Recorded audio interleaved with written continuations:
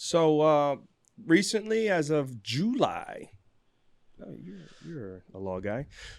New gun laws just came into effect where you don't need a concealed weapons permit anymore to carry. Okay. Do you see that affecting law enforcement as a whole in South Florida right now? And how do you see that affecting, officers from doing their day-to-day jobs? I don't think it's going to be much of a difference affecting the officers' day-to-day jobs. The officers just need to understand that there's going to be people out there carrying guns and take those precautions when they have interactions with these individuals. I think the bigger issue is people need to understand that they still need to be trained. Yeah. And maybe working with some type of private organization where we can provide free training to the individuals buying weapons so they understand how to better handle it and how to better secure it so their cars aren't broken into, their homes aren't broken into, and these guns get taken. Yeah. I am all for somebody having the right to carry a weapon, but at the same time, the majority of the people getting injured by weapons are to themselves or to a loved one because they were cleaning a weapon or with a mishandling a weapon or with a misplaced type of weapon. So we need to be able to educate them so they can better handle that weapon.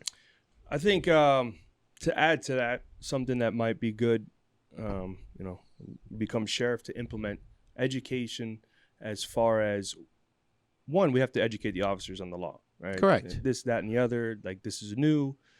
Anybody can kind of now carry a gun. However, there are still restrictions, just as though the concealed weapon you weren't allowed to carry in certain locations, right? Correct. You still can. Right. Those laws will still apply. But you don't need a concealed weapon. You don't need a concealed weapon, but just because need to be educated. You can't go into a church, yes. You can't go into a school, you can't go into a government building. Mm-hmm. So that area of the law still applies. You just don't need the actual card anymore. How do you know that if you're just Joe Schmo? And that's where the education and the training comes into play. Exactly. And that's why we need to promote that. What about also for the betterment of the entire community, right? Law enforcement and community coming up with in that program how to deal with a law enforcement officer and some things that we suggest, hey, it's good to so-and-so that maybe it just doesn't throw the situation out of hand, right? I think where you start doing that is in high schools. Right.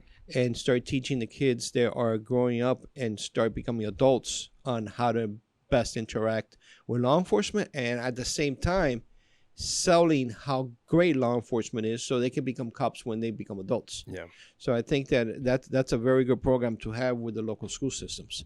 Moving on, okay? So active shooters, critical incidents, active killer incidents. Recently, we had Marjorie Stoneman Douglas up in Broward, yes. Horrific event. But as sheriff, how do you plan on reducing that possibility from happening, one, and then just stopping if it does, right? See, as a sheriff, that's a two-part question, yeah, Nick, because as a sheriff, you're not establishing policy. Right. So you can't say the sheriff is going to go there and eliminate these incidents. All you can do is make sure your officers are well-trained and well-trained and well-prepared. Okay. And they have the tools to be able to take immediate action to stop them. I think that what the bigger issue is we need better mental health programs. We need the government to provide services for the mental health, because there's a lot of times when you look at these incidents, they're young adults or kids that were never able to get services to be able to address the issues that we're going through. Right. So if you look at it as a policy type of situation where we need a better mental health program, that's what could lower a lot of these incidents. But as a sheriff, we need to make sure that our officers are well-trained, well-equipped, and well-prepared to take immediate actions to stop this. Okay. And strategy in regards to maybe hardening up some soft targets or of things course. of that nature? But what's going to be the next target? And that's what makes it so difficult. Yeah. I know the schools have done a lot and the universities have done a lot to harden their facilities. Yeah. But what's the next facility? What's the next location that this is going to occur? You can't predict that. All you can do is train and be ready.